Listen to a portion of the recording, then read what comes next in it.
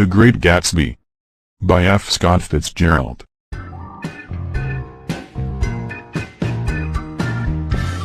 One. Tom and Daisy. That spring the sun shone every day. I was lonely at first in the East, but I felt that this was the real beginning of my life. I walked in the fresh air. I bought books. I worked hard. I was trying to make myself a successful businessman. One evening the phone rang. It was my cousin, Daisy. "Hello, Nick," she said in her soft voice. "Do you know we are neighbors? Tom and I are living across the bay in East Egg. I think we've settled down at last. Do come to dinner, Nick. I'd love to see you." Of course I agreed. I wanted to see my cousin Daisy again. She had married Tom Buchanan, a man I had known at Yale University. Tom had been a famous football player at college. His family was very rich, and Tom had spent money carelessly. Now he and Daisy had left Chicago, where I had last seen them. After the war, they had traveled around America and Europe. I didn't believe they had really settled down. They were too rich and too restless. So, a few days later, I drove over to East Egg. The Buchanan's house was a big one, overlooking the bay. Lawns and gardens started at the house and went down to the sea. It was late afternoon, and the weather was warm and windy. All the windows at the front of the house were wide open. Tom Buchanan stood on the porch, his legs wide apart. He was a fair-haired man of about 30. He wore smart riding clothes, and his body looked strong and cruel. We talked for a few minutes on the sunny porch. "I've got a nice place here," Tom told me. He took hold of my arm and showed me the outside of the house. Then we looked at the rose garden and walked down to the sea. There was a big motorboat at the end of the dock. "Come inside now and see Daisy," Tom said. We walked into the house and into a high room with windows at either end. The windows were open, and the wind blew the curtains up towards the ceiling, then down towards the thick carpet. Two young women were sitting on an enormous couch. Their white dresses blew about in the wind until Tom shut the windows. The younger girl on the couch was Miss Baker. The other girl was my cousin Daisy. Daisy leant forward and gave a charming little laugh. "I'm so very happy to see you again," Daisy said. Her eyes were bright and exciting, but her smile was sad. I told Daisy that I had stayed in Chicago on my way to New York. Lots of friends had sent her their love. "That's wonderful," Daisy cried. "Let's go back, Tom, tomorrow." "I'm staying here in the East," Tom said firmly. "I'll never live anywhere else." At that moment, drinks were brought in. Miss Baker did not take one. "No, thanks," she said. "I'm in training." Tom looked at her in surprise. "You are?" He took his drink and drank it quickly. "I don't know how you get anything done." I looked at Miss Baker and wondered what she did. She was slim, with gray eyes and a pale, unhappy face. I was sure I had seen her before. "You live in West Egg," Miss Baker said to me. "I know somebody there. Gatsby. You must know Gatsby." "Gatsby?" Daisy asked quickly. "What Gatsby?" Before I could answer, we were told that dinner was ready. Tom Buchanan led me from the room. We were dining outside, on the porch. 4 candles were burning on the table. "Why candles?" said Daisy, putting them out. "It's not dark enough for candles." Miss Baker sat down at the table and yawned. "We ought to do something," she said in a tired voice. "All right," said Daisy. "What shall we do? What do people do, Nick?" she asked me. When dinner was nearly over, the phone rang in the house. The butler came out and said something quietly to Tom. Tom stood up without saying anything and went inside. Daisy smiled at me across the table. Then she suddenly stood up and walked quickly into the house. Miss Baker leant forward in her chair. "Mr. Gatsby is my neighbor," I began. "Shh," Don't talk. I want to see what happens, Miss Baker said. Is something happening? I asked. Don't you know? Miss Baker said. Tom's got a woman in New York. I thought everyone knew. But she shouldn't phone him at home, should she? At that moment, Daisy and Tom came back together. So sorry we had to leave you, Daisy said. The candles were lit again. We sat for a while in silence, finishing our wine. Then Tom and Miss Baker walked back into the house. Daisy put her elbows on the table and rested her head in her hands. "We don't know each other very well, Nick," she said softly. "You didn't come to my wedding." "I wasn't back from the war." "Well, that's true. Well, Nick, I've had a very bad time. I don't really care about anything anymore. Shall I tell you what I said when my daughter was born?" "Do." "Well, when I knew I had a girl, I cried. Then I was glad. I hope she'll be a fool. That's the best thing for a girl to be, a beautiful little fool. I think life's terrible, Nick. I've been everywhere and done everything, and I hate it all." When Daisy was speaking, I believed her. I felt sorry for her, too. Then I saw an unpleasant little smile on her lovely face, and I knew she had not been telling the truth. Inside the house, Tom and Miss Baker were sitting on the long couch. She was reading aloud from a magazine, and the light shone on her golden hair. As Daisy and I came in, Miss Baker threw down the magazine and stood up. "It's 10 o'clock, she said. "Time for me to be in bed." "Jordan's playing in the big golf match tomorrow," Daisy explained. "Oh, you're Jordan Baker," I said. I had seen her picture in the newspapers. I had heard a story about her, too, how she had behaved badly in a golf match. "Good night, Mr. Carroway," Jordan said softly. "I'll see you again sometime." "Of course you will," said Daisy. "I think I'll arrange your marriage. I'll always invite you together, and—" "Good night," Miss Baker called from the stairs. "I haven't heard a word." "She's a nice girl," said Tom after a moment, "but she shouldn't travel round the country alone." "But Nick's going to look after her now, aren't you, Nick?" said Daisy. "Jordan's from my hometown, Nick. We grew up together." Tom looked hard at Daisy. "Have you been telling Nick secrets?" he asked. "Have I?" said Daisy, smiling at me. "What did we talk about, Nick? I can't remember." "Don't believe everything she tells you, Nick," Tom said. A few minutes later I went home. Tom and Daisy came to the door and stood there together. Two rich people with everything they wanted. But Daisy had told me she was unhappy, and Tom had a woman in New York. When I got back to West Egg, I sat for a while outside my house. In the bright moonlight, a cat moved silently across the garden. As I turned my head to watch it, I saw that I was not alone. 50 feet away, someone was standing on the lawn of Gatsby's house. The man stood very still, his hands in his pockets. I was sure it was Mr. Gatsby himself. I almost called out to him, but he seemed happy to be alone. He slowly stretched out his arms to the dark water. I looked out to sea, too.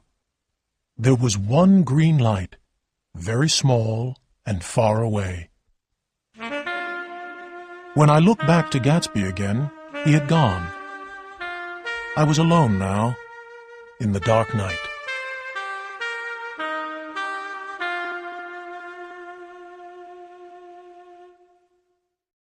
II. Myrtle Wilson. About halfway between West Egg and New York, the railroad crosses a dirty, narrow river. Trains always wait there. It was because of this that I met Tom Buchanan's mistress for the first time. One Sunday afternoon, Tom and I were going up to New York by train. I could see that Tom had been drinking. When we got to the river, the train stopped as usual. A dusty road ran by the side of the railroad. It was an ugly place. Suddenly, Tom stood up and took my arm. "Come on," he said. "I want you to meet my girl. Jump down." And he pulled me off the train onto the dusty road. I followed Tom to the only building in sight. There were 3 shops in the building, and one was a garage. The sign said, "Repairs, George B. Wilson. Cars bought and sold." Tom and I went into the garage. There was one dusty old car in the corner. As I was looking around in surprise, a thin man came out of the office. "Hello, Wilson, old man," Tom shouted. "How's business?" "Not bad," said Wilson unhappily. "When are you going to sell me that car?" "Next week. My driver's working on it now." "He works slow, doesn't he?" said Wilson. "No, he doesn't. And if you feel like that, I can sell it to someone else," Tom said angrily. "Well, I don't mean that," said Wilson. His voice stopped. I heard footsteps on the stairs. Then a woman was standing in the doorway. She was in her middle 30s. She was not beautiful, but her face and body were full of life. She smiled slowly and walked past her husband. She shook hands with Tom and looked into his eyes. "Why don't you get some chairs, George, so everyone can sit down?" she said. "All right," said George Wilson hurriedly, and he went towards the little office. "I want to see you," Tom said quickly to the woman. "Get on the next train. I'll meet you in New York." "All right." She moved away. George Wilson came out with 2 dusty chairs, but Tom had already turned to go.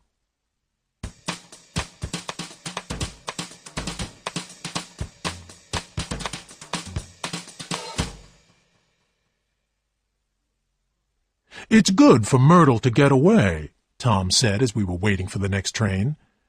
"Doesn't her husband care?" "Wilson? He thinks she goes to New York to meet her sister. He's a fool." And so Tom Buchanan, his girl, and I went up to New York. But Mrs. Wilson sat in another part of the train. At the station in New York she bought magazines and perfume. We all got into a taxi. Almost at once Mrs. Wilson told the driver to stop. An old man was standing by the roadside with a basket of puppies. "I want one of those dogs," Mrs. Wilson said. "It'll be nice to have one in the apartment." "What kind are they?" she asked the man. "I want a police dog." The old man looked into the basket. "I got all kinds, ma'am," he said, pulling out a puppy. "Well, that's not a police dog," said Tom. "No," said the old man. "Well, I think it's cute," said Myrtle Wilson. "How much is it?" $10, ma'am." "Well, here's your money," said Tom impatiently to the man. "You can get 10 more dogs with it." We drove over to Fifth Avenue, and I tried to leave them there. "No, you don't," said Tom quickly. "Myrtle wants you to see the apartment, don't you, Myrtle?" "Sure," Myrtle Wilson said. "I'll phone my sister, Catherine. People say she's beautiful." So we drove on until we came to the apartment house. Myrtle Wilson got out of the taxi like a queen. "I'm going to ask the McKees to come up," she said in the elevator. "They live in the apartment below, and I'll phone my sister, too, of course."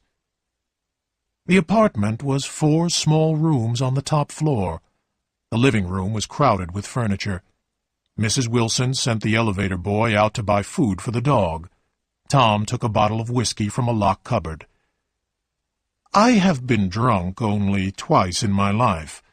The second time was that afternoon. I remember Myrtle Wilson sitting on Tom's knee. After a time, I went out to buy some cigarettes. When I came back, the living room was empty. So I sat there smoking and reading the magazines. Just as Tom and Myrtle came out of the other room, the sister, Catherine, arrived. She was about 30, thin and red-haired, with a white face. Then the McKees came up from the apartment below. Myrtle Wilson had changed her dress. It was very tight and looked expensive. Her laughter and the way she moved had changed, too. She spoke and walked like a rich, fashionable woman. "I like your dress," said Mrs. McKee. "This old dress? I've had it for years," Myrtle laughed. "Have something to drink," Tom said to the McKees. "Get some more ice, Myrtle, before everyone goes to sleep." "I told the boy about the ice," Myrtle said angrily. "These people, you have to tell them all the time." Myrtle's sister, Catherine, sat down beside me on the couch. "Do you live on Long Island, too?" she asked me. "I live at West Egg." "Really? I was at a party there about a month ago, at the house of a man called Gatsby. Do you know him?" "I live next door to him." "Do you? He's awfully rich, you know. People say he got his money from Germany in the war. I'm afraid of him." Catherine moved closer and looked across the room at Tom and Myrtle. "Both of them are unhappily married," she said. "But Tom's wife is a Catholic. She won't divorce him." I knew this was untrue, and I was shocked. "Why'd you marry Wilson, Myrtle?" Catherine called across the room. "Nobody made you do it." Myrtle laughed. "Well, I thought he was a gentleman. I must have been crazy." Tom now sent the elevator boy to buy some sandwiches and a second bottle of whiskey. I wanted to go home. I went to the window and looked down into the dark street. Were people looking up at our lighted window and wondering what was going on? Myrtle Wilson called to me to sit down again. She began to tell me about her first meeting with Tom. "It was on the train," she said. "We couldn't stop looking at each other. When we got to New York, we got into a taxi together. I was so excited that I couldn't see where we were going, but I didn't care. You can't live forever, you know. You can't live forever." The room was filled with Myrtle's loud, false laughter. She turned to Mrs. McKee. "My dear," Myrtle said, "I'm going to give you this dress. I'm getting another tomorrow. I've got so many things to buy, a collar for the dog, an ashtray, and I must go to the hairdresser's." It was 9 o'clock. Then I looked at my watch again. It was 10. The room was full of smoke. People were coming and going, shouting to each other across the room. At about midnight, Tom and Myrtle started to argue. "Daisy, Daisy, Daisy," Myrtle Wilson was shouting. "I'll say her name whenever I want to. Daisy, Daisy." With a short, hard movement, Tom Buchanan hit her across the nose. Myrtle cried out with pain. Someone got towels. Then the towels, covered with blood, were all over the floor. People were screaming and shouting. Myrtle Wilson lay on the couch. Her nose was still bleeding, and she was crying loudly.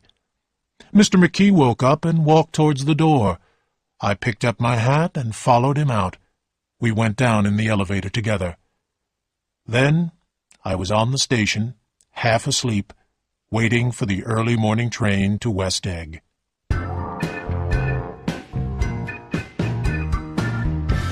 3. I Meet Gatsby. My neighbor, Mr. Gatsby, gave parties all through the summer. Nearly every night his house and gardens were full of music. Men and women walked among the beautiful flowers, laughing, talking, and drinking champagne. In the afternoons, Gatsby's guests swam in the sea or sat on his beach. His motorboat roared across the bay. Every weekend, Gatsby's cars carried his guests to and from the city. Colored lights hung from the trees in Gatsby's gardens. Food was brought from New York, rich, beautiful food, and it was put on long tables under the trees. There was every kind of drink. At 7 o'clock, the band started to play. Cars from New York were parked outside Gatsby's house. Soon, everyone was a little drunk and talking to people they had never met before. As it became dark, the lights grew brighter. The music and laughter were louder now. More and more people arrived. A girl began to sing with the band. The party had started.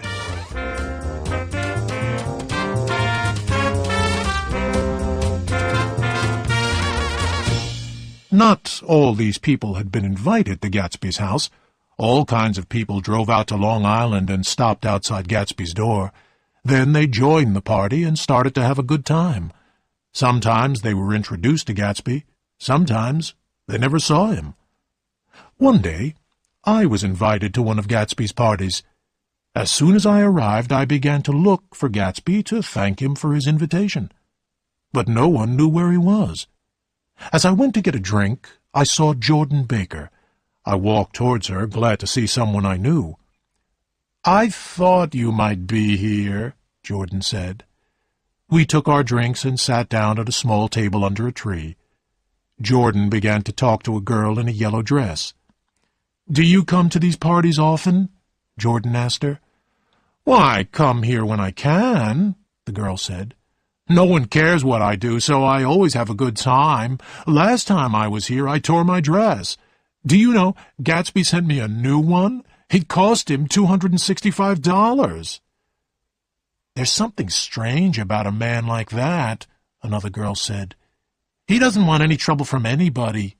She leant across the table and said, "Somebody told me that Gatsby killed a man."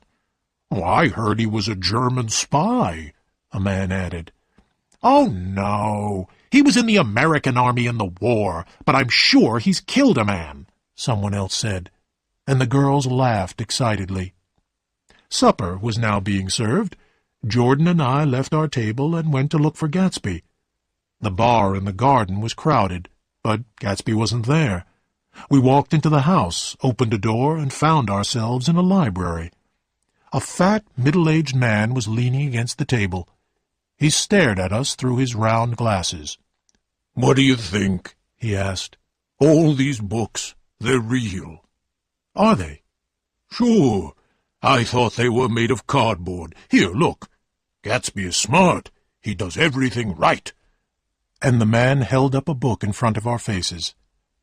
"How did you get here?" the fat man asked. "I was brought. I've been drunk for a week." He shook hands with us and smiled. Jordan and I left him and went back into the garden. People were dancing now. The voices and the laughter were very loud. The moon was high in the sky. Champagne was being served in big glasses. Jordan and I sat down at a table with a well-dressed man of my own age. I was enjoying myself now. The music stopped for a moment. The man at our table looked at me and smiled.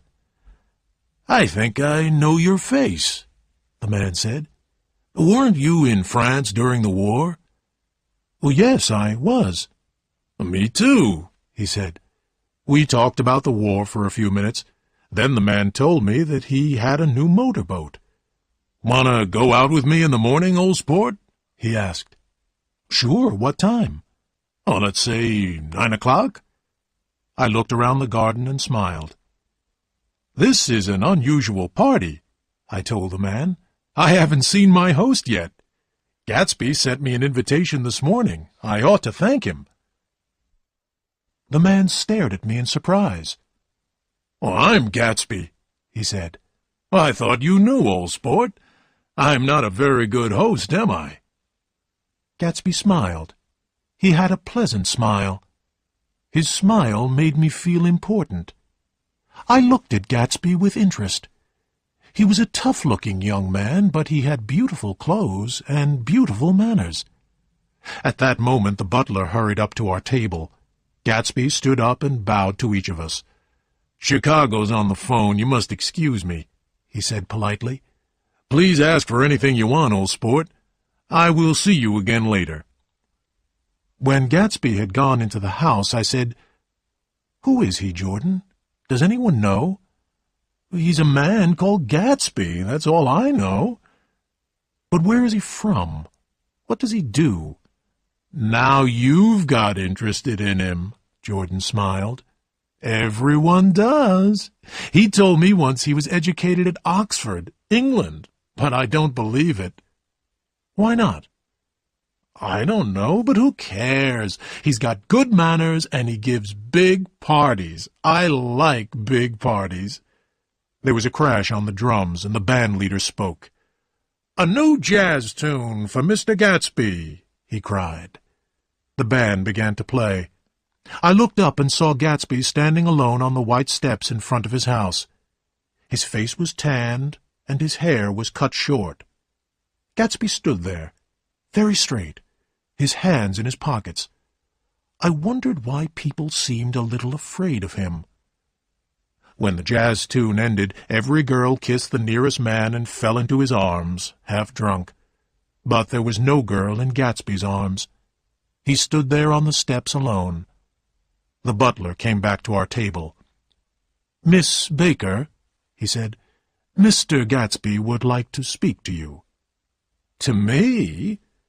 Jordan got up slowly and walked into the house. It was almost 2 o'clock now. Someone was singing. I went into the house to listen. A tall woman was standing by the piano, very drunk. As she sang, she cried. Suddenly, she dropped her glass and fell back into a chair, fast asleep. It was time to go home. As I walked towards the door, Jordan Baker and Gatsby came out of the library together. "I've heard the most surprising thing," Jordan told me quietly, "but I can't tell you about it. It's a secret." She yawned. "I must go. My friends are waiting. Do phone me." A few guests were standing near Gatsby. I went up to him to say goodbye. "Don't forget we're going out in the boat, old sport," he said. "At 9 o'clock. Then the butler said, "Philadelphia wants you on the phone, Mr. Gatsby, sir." "All right, wait a minute." Gatsby smiled at me. "Good night, old sport. Good night." I walked down the steps. The lights of a dozen cars shone on the gardens. Drunken voices were saying good night. I walked across the lawn in the moonlight. The cars drove away. The gardens were quiet and empty. All alone, Gatsby stood on the white steps, waving goodbye.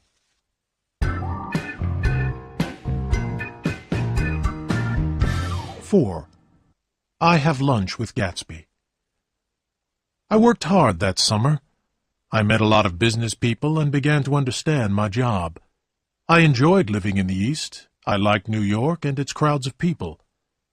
I didn't see Jordan Baker for a while. Then, about midsummer, we met again. Was I in love with Jordan? I don't think so, but I enjoyed being with her. Gatsby went on giving parties, and Jordan and I went to some of them. All the most fashionable people went to Gatsby's parties. They came to Gatsby's house, drank his wine, and told each other crazy stories about him. He's a bootlegger, a crook, a gambler. He's killed a man. All these things were said about Gatsby, but no one knew the truth about him. And while he went on giving parties, no one cared. One morning, late in July, Gatsby's car stopped outside my door. It was the first time Gatsby had called on me. "Good morning, old sport," he said. "You're having lunch with me today. We can drive up to New York together." Gatsby got out of his beautiful yellow car and stood beside it proudly. "It's pretty, isn't it, old sport?" he said. "Have you seen it before?" Of course I'd seen it. Everyone in West Egg knew Gatsby's car. Yellow and silver, it shone in the morning sun. We made ourselves comfortable on the green leather seats and set off for New York. I hadn't talked much to Gatsby before. I was interested in him, but I knew very little about him. As he drove along, Gatsby didn't say anything at first, then suddenly he spoke. "Look here, old sport," he said. "What do you think of me?" Before I could answer, Gatsby went on. "You must have heard a lot of stories about me. Well, now you're going to hear the truth. I'm the son of rich people in the Middle West. They're all dead now. I grew up in America, but I was educated at Oxford. All my family went there." Gatsby looked at me for a moment. He was talking quickly, and I didn't believe a word he was saying. "What part of the Middle West are you from?" I asked. "San Francisco." "San Francisco? But that's not—" "My family died," Gatsby went on in a slow, sad voice. "After that I lived all over Europe. I traveled, collected jewels, hunted animals. I was spending money to forget something very sad." I was so sure now that Gatsby was lying that I almost laughed. "Then the war came, old sport," Gatsby said. "I was glad. I tried to die, but I couldn't. I was a success. I won medals. Look, here's one of them." Gatsby took a medal out of his pocket. I looked at it in surprise. "Major J. Gatsby," I read, "for valor extraordinary." Then Gatsby took out a photograph. "I always carry this, too. Taken at Oxford." In the photograph, some young men were standing outside a college gate. I recognized Gatsby. Was he telling the truth, then? "I'm going to ask you a favor," Gatsby said, putting the photograph away. "That's why I've told you about myself. You'll hear more this afternoon." "This afternoon?" "Yes, when you have tea with Miss Baker. I've asked her to speak to you, about a certain matter." Gatsby drove faster. As we passed Wilson's garage, I saw Myrtle Wilson selling gas. We raced on towards the bridge. There was New York on the other side of the river. I felt excited, as I always did when I saw the city. Anything can happen in New York, I thought. Anything. I can even believe Gatsby's story. At noon, I left work to go to the restaurant where I was having lunch with Gatsby. He was already there, talking to a small, dark man with a large head. "Mr. Carroway," Gatsby said, "this is my friend, Mr. Meyer Wolfsheim." Gatsby led us to a table and ordered drinks. "This is a nice restaurant," said Mr. Wolfsheim, looking round. "But the place across the street is better." "What place is that?" I asked. "The old Metropole," Mr. Wolfsheim said sadly. "I remember the night they shot Rosie Rosenthal over there. Shot him 4 times and then drove away. Poor Rosie. He was a good friend of mine." The food arrived, and Mr. Wolfsheim began to eat greedily. All the time he was eating, he was watching everyone in the room. Gatsby suddenly looked at his watch. He stood up and hurried out. "He has the phone," said Mr. Wolfsheim. "He does a lot of business with Chicago. Gatsby's a fine fellow, isn't he? Good-looking and a perfect gentleman. He's an Oxford man, you know." "Oh, is he? Have you known Gatsby for long?" I asked. "Several years," Wolfsheim answered. "I met him after the war. He comes from a good family. He's a gentleman to everyone, especially women. He'd never look at another man's wife." When Gatsby came back to our table, Mr. Wolfsheim got to his feet and looked round the room. "I have enjoyed my lunch," he said, "but I've got to leave you 2 young men now," and he hurried away. "Wolfsheim's well known on Broadway," Gatsby told me. "Well, who is he, then? An actor?" "No, Meyer Wolfsheim's a gambler. He's clever, but he's done a lot of dangerous things." "Has he ever been in jail?" "Oh, they can't prove anything, old sport. He's too smart." It was time to go. As we stood up, I saw Tom Buchanan on the other side of the crowded room. When he saw me, Tom came over. "Where you been?" he asked me angrily. "Daisy wants to know why you haven't phoned." "This is Mr. Gatsby, Mr. Buchanan," I said. The 2 men shook hands without speaking. There was a strange look on Gatsby's face. "Well, how are you?" Tom asked me. "And why are you eating here?" "I've been having lunch with Mr. Gatsby." And I turned to speak to Gatsby, but he had gone.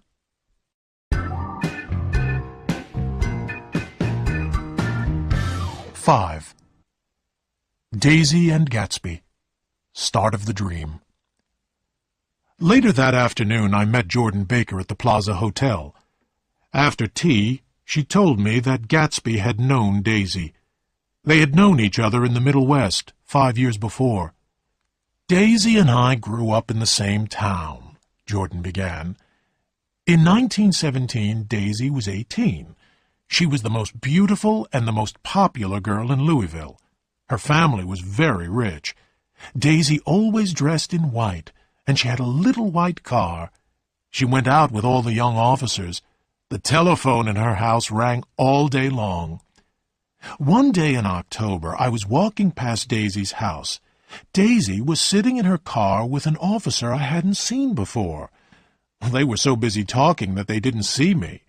But I remember the way the young officer looked at Daisy. To him, she was the most beautiful thing in the world. About a month later, Daisy's mother found her packing her bag to go to New York. Daisy wanted to say goodbye to an officer who was going overseas. Her family stopped her, of course. "Was the officer Gatsby?" I asked. "Of course," said Jordan. Daisy was sad for a time and didn't go out much. By the following autumn, she was gay again. In February, she got engaged to a young man from New Orleans. But in June, she married Tom Buchanan from Chicago. It was the biggest wedding our town had ever seen. "Were you there?" I asked. "I was a bridesmaid," Jordan said. On the day before the wedding, Tom gave Daisy some pearls worth $350,000. That evening, Daisy's family was giving a big dinner. Half an hour before the dinner started, I went up to Daisy's room, Jordan went on. The pearls were on the floor. Daisy was lying on the bed with a bottle of wine in one hand and a letter in the other. She was very drunk. "Never had a drink before," Daisy said, "but how I enjoy it." She picked up the pearls and said, "Here, take them downstairs. Tell them Daisy's changed her mind." Then she began to cry. She cried and cried. I found her mother's maid and we got Daisy into a cold bath. The letter in her hand came to pieces in the water. Half an hour later, Daisy walked downstairs. She looked very beautiful, and the pearls were round her neck. Next day, Daisy married Tom Buchanan, and they went on their honeymoon. I met them again when they came back. I've never seen a girl so in love with her husband. That was in August. A week later, Tom crashed his car. The girl with him broke her arm, and the story got into the papers. The girl was a maid from the hotel. The following April, Daisy had a baby girl, and the family went to France for a year. Then they went back to Chicago. Well, about 6 weeks ago, I asked you about Gatsby, Jordan went on. Daisy heard me. She knew he was the same man she had known in Louisville. "It's strange that Gatsby came east, too," I said. "But it isn't strange at all," Jordan replied. "Gatsby came here to be near Daisy. He can see her house across the bay."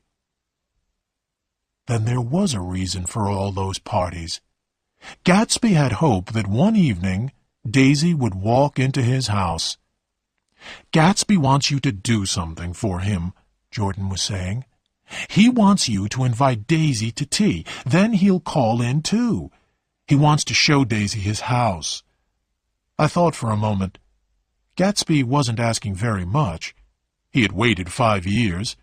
He had given big parties to strangers. And why? To see Daisy one afternoon at tea. "Does Daisy want to meet Gatsby again?" I asked. "Oh, she doesn't know about it," Jordan answered. "Gatsby wants it to be a surprise." It was dark outside by now. I asked Jordan out to dinner, and we took a taxi. It was a beautiful night. I had heard enough about Daisy and Gatsby. I put my arm around Jordan, looked into her gray eyes, and kissed her.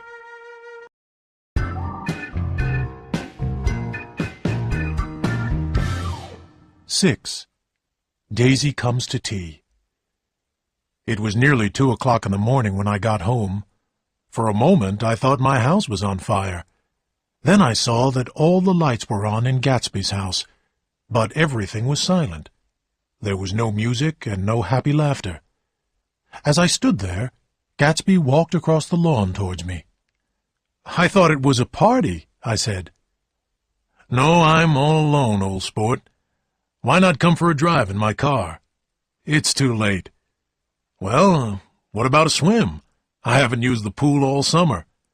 "I've got to go to bed," I said. "All right, old sport. but Gatsby did not move. I knew what he wanted to ask me. "I've had a talk with Miss Baker," I said. "I'll phone Daisy tomorrow. What day would be best?" "I don't want to put you to any trouble," Gatsby began quickly. "How about the day after tomorrow?" "Fine," Gatsby said. "I must get the grass cut, get a few flowers. We must have everything right, old sport." When the day of the tea came, it was pouring with rain. Gatsby had sent a man to cut my lawn. At 2 o'clock, Gatsby sent over enough flowers to fill every room in my little house. An hour later, Gatsby himself arrived. He was wearing a white suit, silver shirt, and gold tie. He looked pale and tired. Gatsby sat down and tried to read, but he looked up at every sound. Suddenly he stood up and said, "I'm going home. Nobody's coming." "Don't be silly," I said. "It's only 2 minutes to 4. So Gatsby sat down again, and at that moment we both heard the sound of a car. As I opened the front door, Daisy stopped her car and got out. "Why did I have to come alone?" Daisy said with a little smile. "Are you in love with me, Nick?" I took Daisy's hand and led her into the living room. Gatsby stood there, very pale, his hands in his pockets. For half a minute there was silence. Then Daisy gave a little laugh and said, "I'm so very glad to see you again, Jay. It's been a long time." "5 years next November," said Gatsby, staring at Daisy. I went into the kitchen to get the tea. After a few minutes, Gatsby came after me and closed the door. "This is a terrible mistake," he said. "It's too late, old sport, too late." "Nonsense. Go back and talk to her. You're both shy, that's all." I decided to leave them alone for half an hour. I went to the window. The rain had stopped now, and the sun was shining. When I took in the tea, I made a lot of noise, but I don't think they heard a sound. Daisy and Gatsby were both sitting on the couch. There were tears on Daisy's face, but she was smiling. Gatsby's face was shining with joy. Their happiness filled the room. "Oh, hello, old sport," Gatsby said, as if he hadn't seen me for years. "I want you and Daisy to come over to my house." "You sure you want me to come?" "Sure of it, old sport." And so Daisy saw Gatsby's enormous house for the first time. "That's your house over there, Jay?" she cried excitedly. "Do you live there alone? It's so big." "I always keep it full of famous, interesting people," Gatsby told her. We wandered through the gardens. Daisy admired every flower, every tree, everything she saw. We came at last to the white steps in front of the house. It was strange to see them quiet and empty. Inside the house we wandered through room after room. We admired the books in the library. All the beautiful rooms were empty and silent.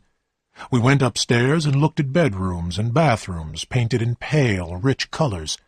Finally, we came to Gatsby's own rooms, where we sat down to have a drink.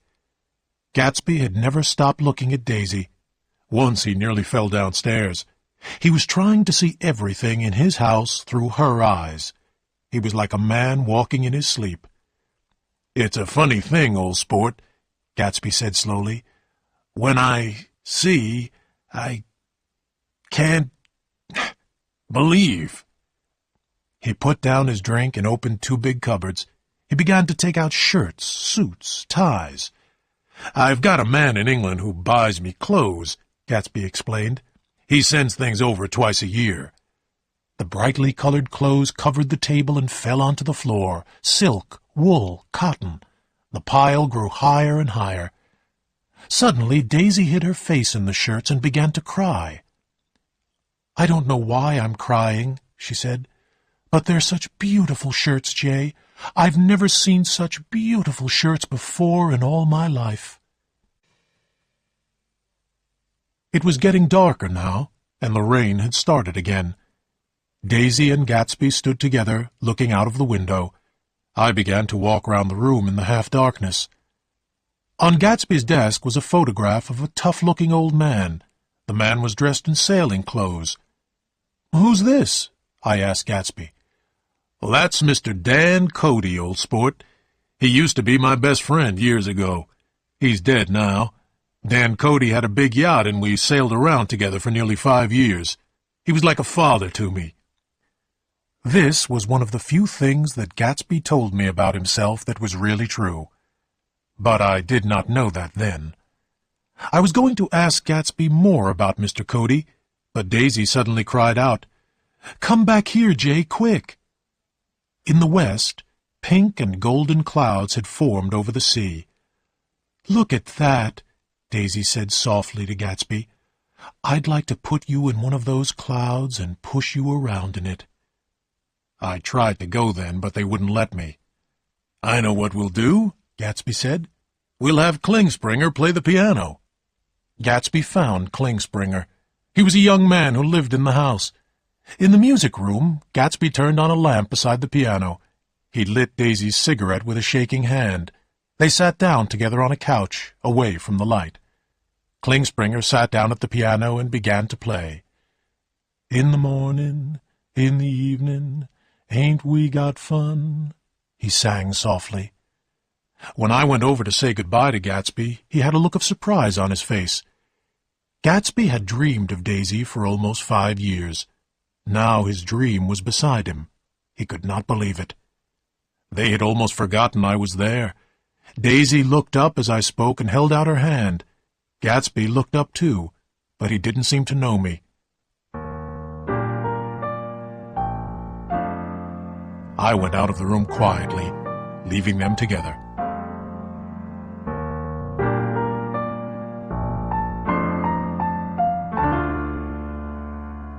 Seven. Gatsby's Last Party. I didn't see or hear from Gatsby for several weeks after this. I was working hard and spending my free time with Jordan. But this was the time when everyone was talking about Gatsby. More and more strangers went to his parties. More and more strange and crazy stories were told about him. Everyone seemed to be talking about Gatsby. Then, one Saturday, I was invited to another of Gatsby's parties. Daisy was there too, and Tom had decided to come with her. Perhaps it was because Tom was there, but the party seemed different.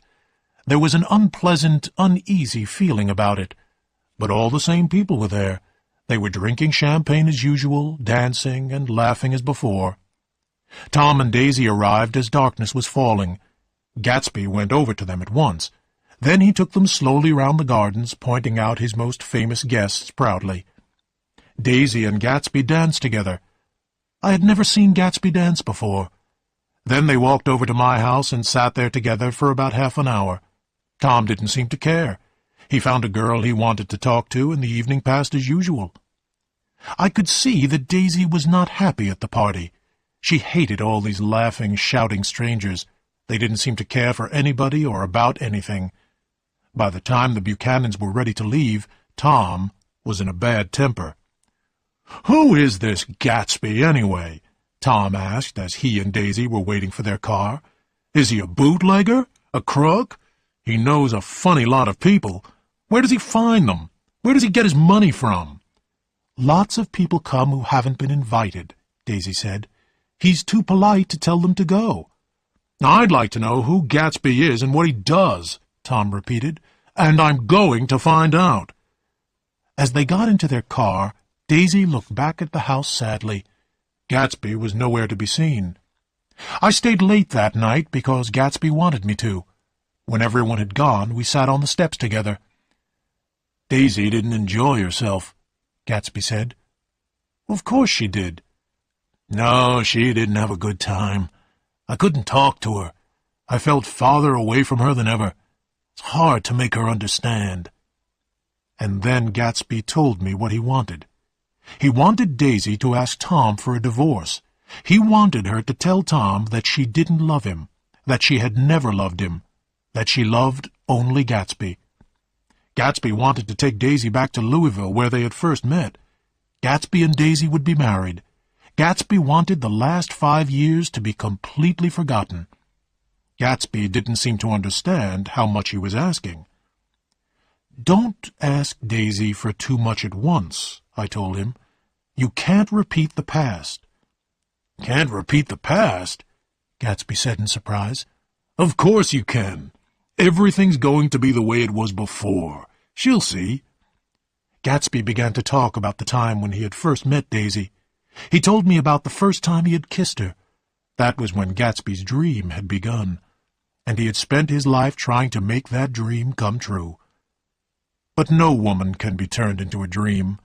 I could see this, but Gatsby could not. He could see no reason why he and Daisy should not be happy forever.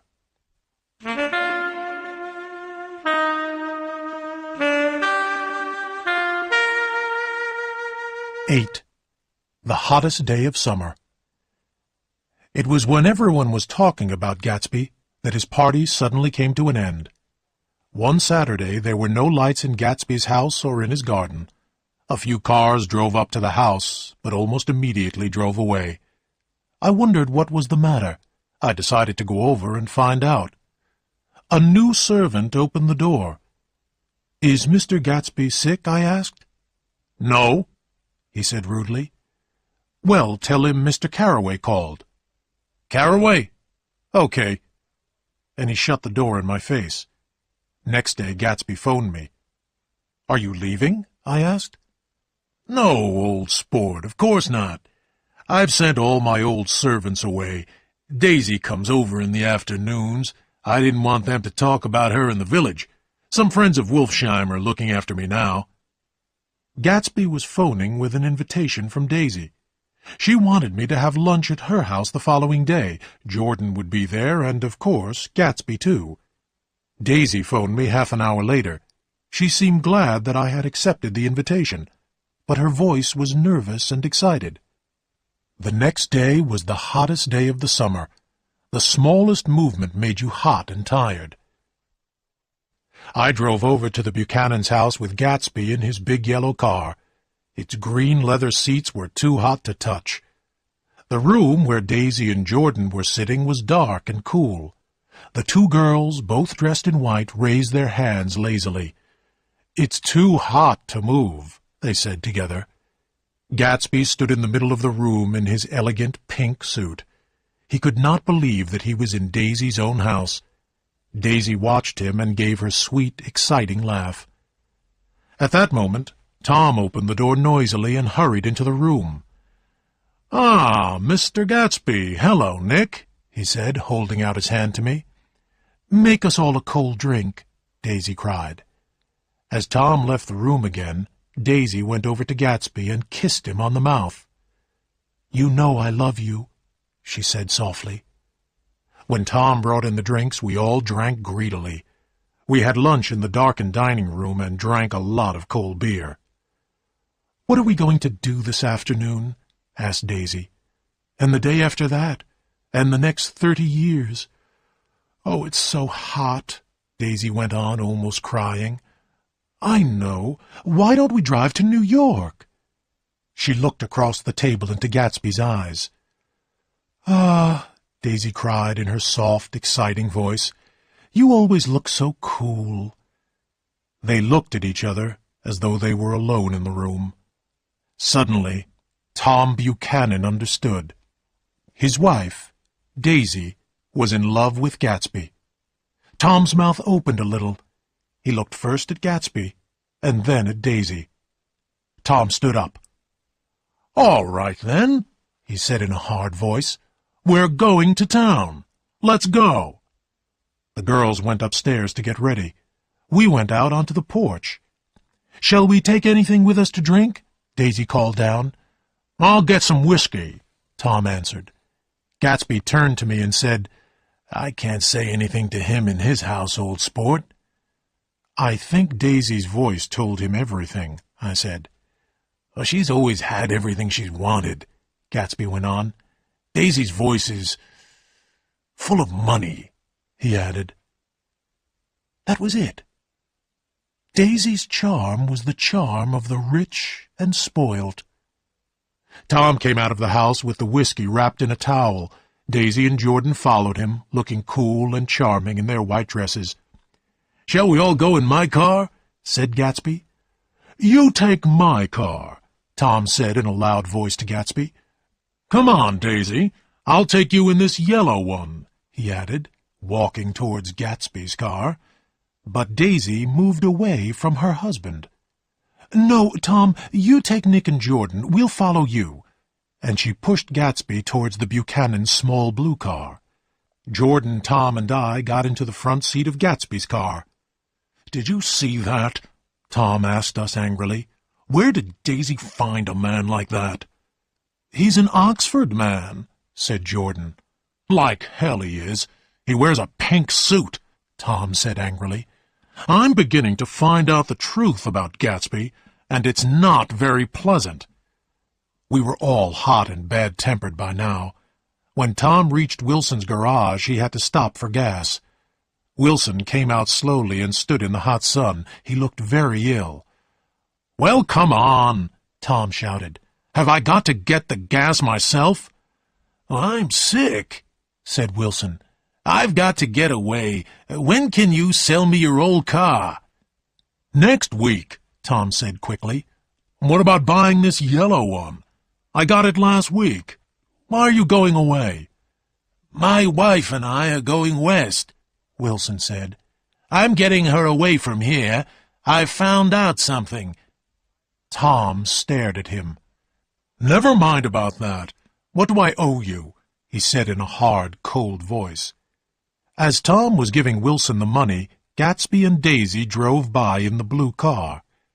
At the same moment, I saw Myrtle Wilson looking down at Jordan from an upstairs window. There was a look of terrible jealousy on Myrtle Wilson's face. She thought Jordan was Tom's wife. Tom did not see Myrtle. He was thinking about what Wilson had said.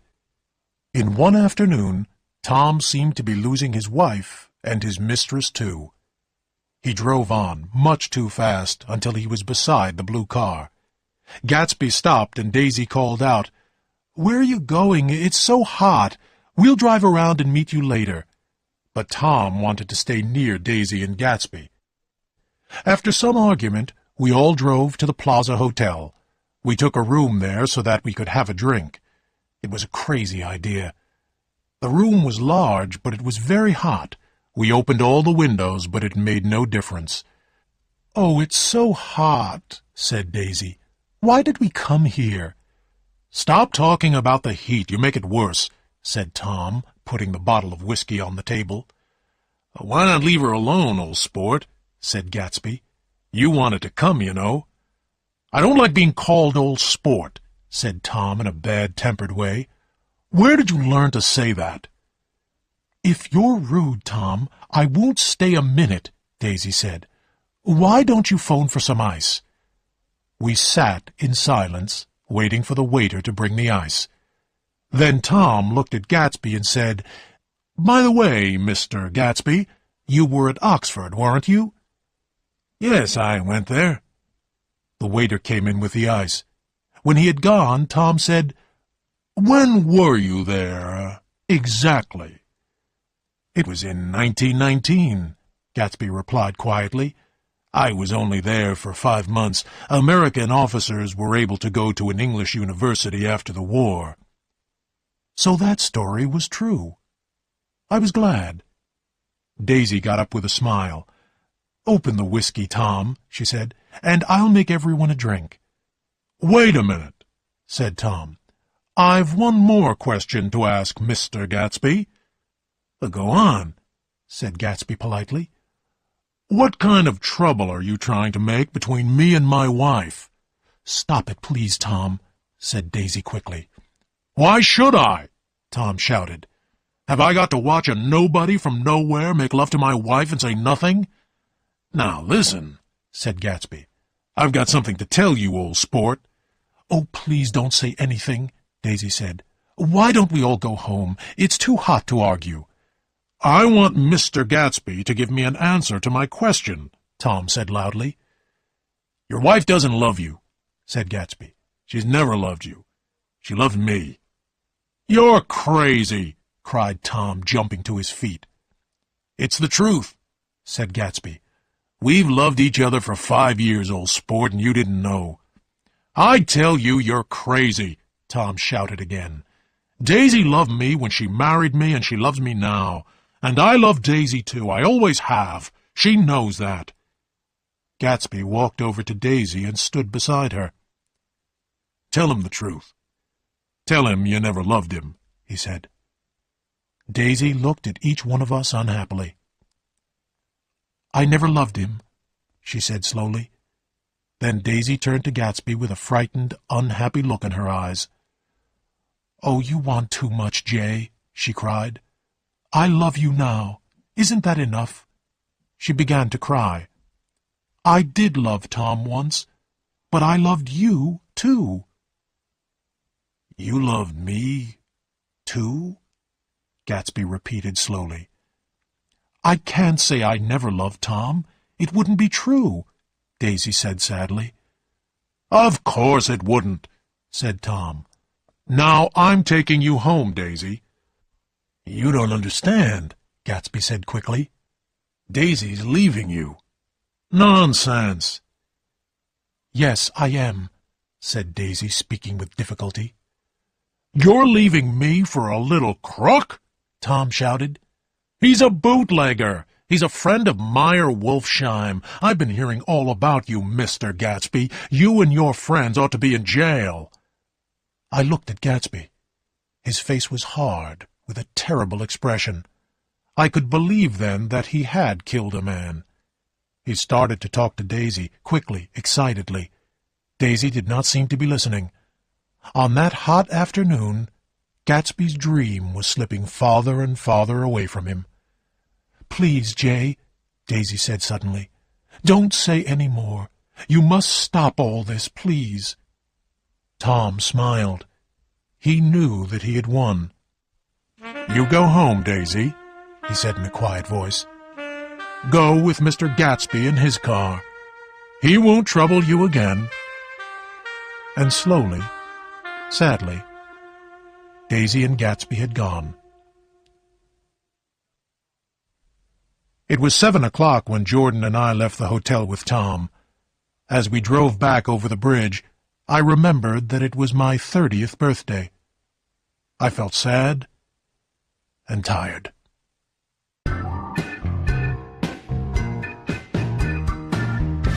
9. Death in the Evening. We saw the quiet crowd of people outside Wilson's garage from some distance away. "Looks like an accident," Tom said. "Wilson will have some repair work at last." Tom slowed down. When he saw the looks on the people's faces, he stopped the car. Inside the garage, someone was crying, "Oh, my God! Oh, my God!" over and over again. "There's some bad trouble here," Tom said excitedly. We got out of the car, and Tom pushed through the crowd into the garage. Myrtle Wilson's body, wrapped in a blanket, lay on a table by the wall. Her mouth was open, and a little blood was coming from it. Tom stood there, looking down at her. "Oh, my God," repeated Wilson, his hands over his face. Tom looked round the garage slowly. He went up to a policeman who was writing in a notebook. "What happened?" Tom asked him. "Car hit her," the policeman said. "She ran out into the road and was killed at once. The car didn't stop." "The car was coming from New York," said someone in the crowd. "It was a big yellow car, going about 60. Wilson looked up and shouted out, "You don't have to tell me what color it was. I know it was a yellow cow, all right." "Listen," Tom said, going over to Wilson. "I've just got here. That yellow car I was driving this afternoon wasn't mine, do you hear?" Wilson took no notice. "Let's get out," Tom said to me, and we pushed our way back through the crowd. Tom drove on slowly at first, then faster. When I looked at him, I saw that he was crying. "That Gatsby, the goddamned coward!" Tom cried. "He killed Myrtle. He killed her, and he didn't stop his car." Later, I heard what had happened. Wilson had at last found out that Myrtle had a lover. She refused to tell Wilson the man's name, so Wilson had locked her in her bedroom for several hours. Just before 7, someone had heard Myrtle cry out, "Beat me! Hit me, you dirty little coward!" Then Myrtle had rushed out into the evening darkness. She had been shouting and waving her arms. Had she wanted the yellow car to stop? Myrtle Wilson was killed instantly, and her blood ran onto the dusty road. Tom stopped his car outside his house and looked up at a lighted window. "Daisy's home," he said. Then he looked at me and said, "I'm sorry, Nick. I should have taken you to West Egg. I'll phone for a taxi to take you home. Come in and have some supper." "No, thanks," I said. "I'll wait outside." Jordan put a hand on my arm. "Do come in. It's only 9:30, she said. I shook my head. I was feeling tired and sick. I had had enough of the Buchanans for one day. Jordan looked at me for a moment. Then she followed Tom quickly into the house. That was the last time I saw her. I walked slowly down the drive to wait for the taxi by the gate. Gatsby stepped out onto the path in front of me. His pink suit shone in the moonlight. "What are you doing here?" I asked in surprise. "Just standing here, old sport. Was she killed?" Gatsby asked slowly. "Yes." "I thought so. That's what I told Daisy." "I got back to West Egg and put the car in the garage," Gatsby went on. "I don't think anyone saw us." I stared at Gatsby, feeling that I hated him. "How the hell did it happen?" I asked angrily. "Well, I tried to turn the wheel," Gatsby began. I suddenly guessed the truth. Was Daisy driving? "Yes," said Gatsby after a moment. "But of course I'll say I was. Daisy was very upset when we left New York. I thought driving would calm her down. That woman rushed into the road just as a car was coming the other way. I think she wanted us to stop. Daisy turned towards the other car and then turned back. She was very frightened. I put my hand on the wheel, but the woman was already under the car. Daisy wouldn't stop," Gatsby explained. "Then she felt faint, and I drove home. I'm waiting here now in case Tom makes any trouble." "Tom's not thinking about Daisy," I said. Then I thought for a moment. What would Tom do if he found out that Daisy had been driving? Would he believe that Myrtle's death had been an accident? "You wait here," I said to Gatsby. "I'll go back to the house and see what's going on." The light was on in the kitchen. Daisy and Tom were sitting opposite each other at the kitchen table. Tom was talking and holding Daisy's hand. Daisy looked up at Tom and nodded her head. They looked as though they belonged to each other. They looked as though they were planning something. I went back to Gatsby, who was standing where I had left him. I could hear the sound of my taxi. "It's all quiet," I said. "You'd better come home with me." Gatsby shook his head. "I'll wait here till they go to bed. Daisy may need me. Good night, old sport." Gatsby put his hands in the pockets of his pink suit. I left him standing there in the moonlight.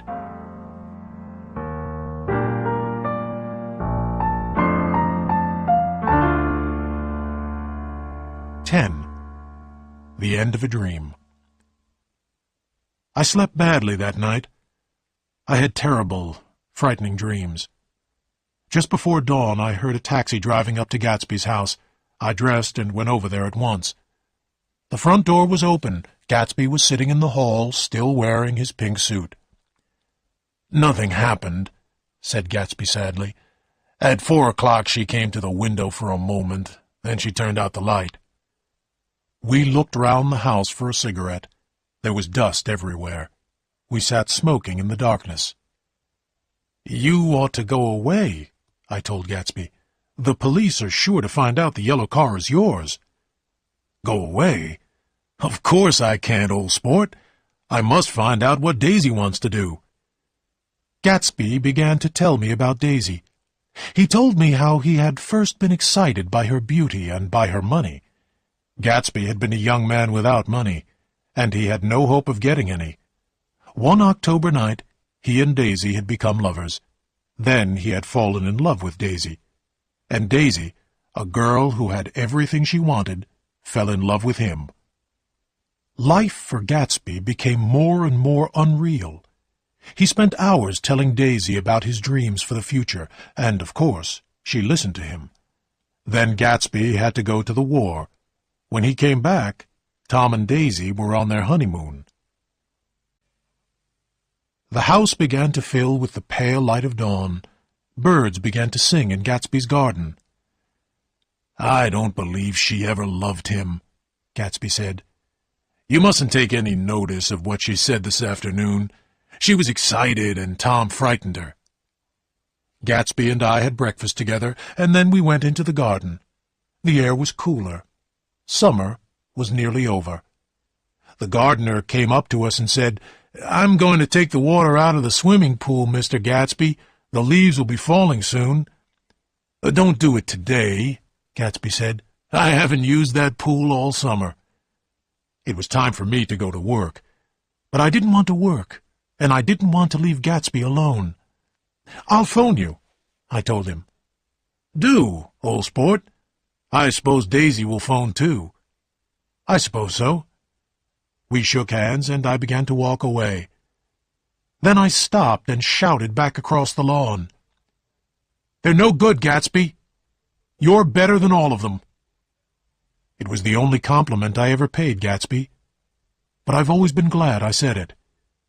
Gatsby gave me a big smile and raised his hand. His pink suit was bright against the white steps. "Goodbye," I called.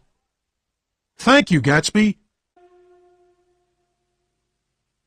Wilson had cried for Myrtle all night. Then he began to talk to his neighbors. 2 months ago, Myrtle had come back from New York with a bruised face. Later, Wilson had found an expensive dog collar in Myrtle's desk. "He bought it for her," Wilson said. "He bought it for her, and then he killed her. He murdered her. The man in the yellow car, she ran out to speak to him, and he wouldn't stop." Somehow, Wilson found out who owned the yellow car. At 2:30 on the day after Myrtle had been killed, Wilson went to West Egg. He asked the way to Gatsby's house. At 2:00, Gatsby had gone down to his swimming pool with an airbed. He told his servants to call him if anyone phoned. No one phoned. His dream was over. I couldn't do much work that day. I got back to West Egg by about 4:30. Gatsby wasn't in the house. One of the servants told me he had not come back from the swimming pool. We hurried down to the pool. The airbed was moving slowly round and round. There was a little blood in the water, and Gatsby lay on the airbed, dead. As we carried Gatsby's body up to the house, we saw Wilson lying on the grass. Wilson had shot Gatsby, and had then shot himself. At the inquest, Myrtle's sisters swore that Myrtle had never known Gatsby. She said, too, that Wilson and his wife had been completely happy. So Wilson was called a man made mad with grief, and the case was closed. About half an hour after we had found Gatsby, I phoned Daisy. "Mr. and Mrs. Buchanan went away this afternoon," a servant told me. "They will be away for some time." "Did they leave an address?" I asked. "No," the servant replied. "Have you any idea where they are?" "I don't know, sir. I'm very sorry." I felt that I had to tell someone about Gatsby. I thought of Meyer Wolfsheim. I phoned him, but he had already left his office. The following morning I sent a servant to New York with a letter. Wolfsheim sent back a very short answer. "Dear Mr. Carraway, this has been a great shock to me. I cannot go to the funeral as I am very busy. I would rather not visit the house. I'll remember him as he was. Yours truly, Meyer Wolfsheim." All that day and the next I had to answer the questions of the police and the reporters. The news of Gatsby's death was in all the papers. But Daisy didn't phone. Then a telegram arrived from Henry Gatz. He had read the news of his son's death in a Chicago newspaper. He was coming to the funeral. The truth was that J. Gatsby had started life as James Gatz. He was the son of a poor farmer in the Middle West. He had left home when he was 16. For a year, James Gatz had lived near Lake Superior, working as a fisherman. Gatz had become a good-looking young man, popular with women. He had gone to college, but had only stayed there for 2 weeks. James Gatz was already ambitious. He was dreaming of success. One morning, Gatz saw Dan Cody's big white yacht near the shore. Gatz found a boat and sailed over to the yacht to ask for a job. Dan Cody asked a few questions. Gatz told Dan Cody that his name was J. Gatsby. Cody saw that the young man with the pleasant smile was quick and ambitious. When the yacht sailed, J. Gatsby went with it. Gatsby stayed with Cody for 5 years, until the old man died. Gatsby didn't get any of the old man's money, but Gatsby had learnt how the rich live. Gatsby now knew what he wanted. Mr. Henry Gatz was already in tears when he arrived for the funeral. He was an old man, and was so upset that he could hardly stand. But when he had looked round the house, he became more cheerful. "Jimmy did well out here in the East," Mr. Gatz said. "This is where he made all his money. He was a good boy, and he had a great future. He could have done something really good for his country. I was proud of my boy, Mr. Carraway. This has been a terrible shock to me." On the day of the funeral, it rained and rained. At 3 o'clock, the minister arrived. Gatsby's father and I waited for the other mourners. After half an hour, the minister began to look at his watch. We waited a little longer, but nobody came. It was raining hard when we reached the cemetery. As we walked towards the grave, I heard someone following us. It was the fat man with glasses I had seen in Gatsby's library 3 months before. As we stood by the grave, I saw that Daisy hadn't sent a flower or a message. After the funeral, the fat man said, "I'm sorry, I couldn't get to the house." "That's all right," I said. Nobody came to the house. The fat man stared. "My God," he said, "and hundreds of people used to go there.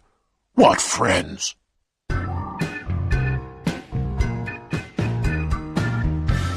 11. I go back to the West. And that is the end of Gatsby's story. After Gatsby's death, I couldn't live on Long Island any longer. I wanted to go back to the West. I wanted to go back to where we all came from. I wanted to return to the place where I felt happiest. I saw Tom Buchanan once more in New York before I left. When he stopped and held out his hand, I put my hands behind my back. "What's the matter, Nick?" he asked. "Won't you shake hands with me?" "You know what I think of you," I answered.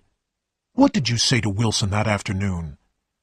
Tom stared at me, and I knew I had guessed right. Tom took hold of my arm. "Listen," he said. "I told Wilson the truth. He came into our house with a gun. He would have killed one of us if I hadn't told him who owned the yellow car." "And why shouldn't I have told him?" Tom went on. "That Gatsby made a fool of you and of Daisy, too. But he was tough, and he killed Myrtle like a dog."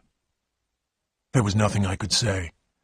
I knew the truth, but I could never tell it. Tom had done what he wanted to do. Got rid of Gatsby. Tom and Daisy were rich, careless people. They took what they wanted and destroyed what they didn't need. Then they went away, leaving others to clear up the mess. Gatsby's house was empty when I left, and the grass had grown very long. On my last night I stood in the garden, thinking about Gatsby and his dream. Gatsby had believed in his dream. He had